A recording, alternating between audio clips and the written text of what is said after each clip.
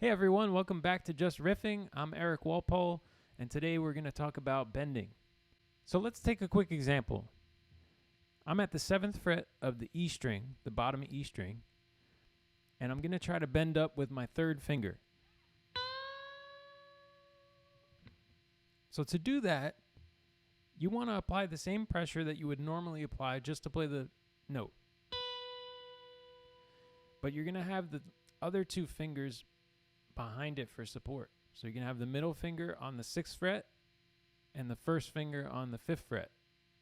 So that when you bend up, this finger isn't all alone. If it is, it makes it a lot tougher to bend. Put those fingers behind and you can go pretty far. So that's step number 1. Step number 2 is to figure out where you want to bend to. So you have to have a pitch in mind. I like to do this as an exercise. Go up 1 fret, play that note, get it in your ear, and then come back 1 fret and try to bend up to it.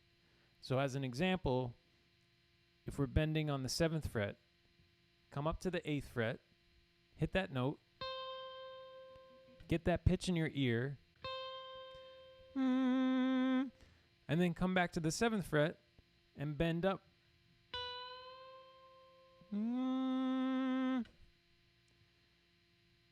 And of course you can bend further, so you can try going 2 frets up to the 9th fret.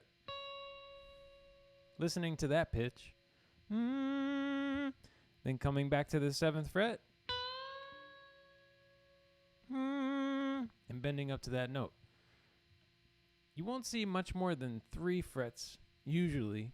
So we can go to the 3rd fret, or 3 frets up now. So we'll go to the 10th fret. So we're bending up from the 7th fret to the 10th fret. It's a little tougher, requires more strength there, but it's a good exercise. So I would recommend practicing that on all different strings and all different frets, because it's going to feel different everywhere. The next thing to keep in mind is the top 2 strings. You don't really want to bend up on those top 2 strings because you'll go over the neck and you'll get that weird sound. So you want to bend down on the top 2 strings. Okay, so say we're at the 5th fret of the top string. We're doing the same thing. We're using those fingers behind the 3rd finger for support. And we'll bend up to a note, a pitch.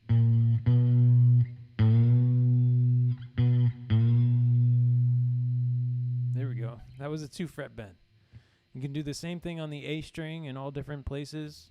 Here's the 10th fret bending up to the 12th fret. Here's the 12th fret pitch. And then back to the 10th.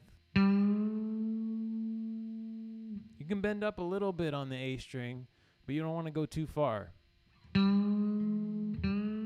Otherwise, you'll get that weird sound again. On the D string down, you can pretty much bend up most of the time, and that's what you'll want to do. Okay, so the last step is to take that same method and apply it to all different fingers. So if we're back on the 7th fret of the bottom E string again, try bending up to different pitches with different fingers. So for example, play the 8th fret,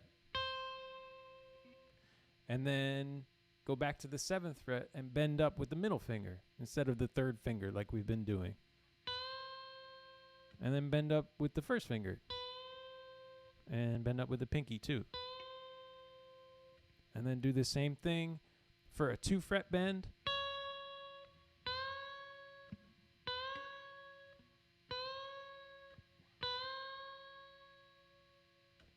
And the 3-fret bend.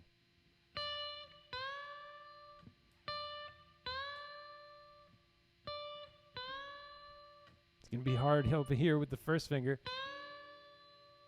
When you listen to a lot of the blues guitarists bend strings, they might not always bend to a specific pitch. They might bend to a pitch that's in between the frets.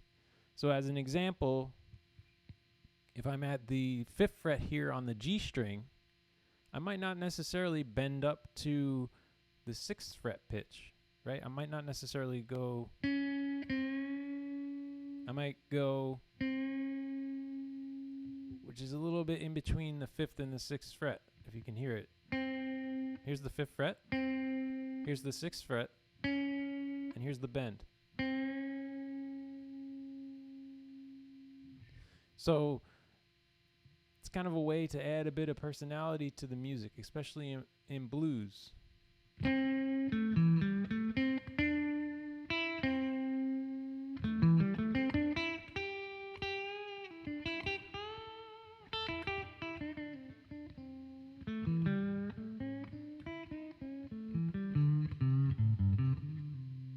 Thank you for watching Just Riffing again, and I will see you next time. Have a great day.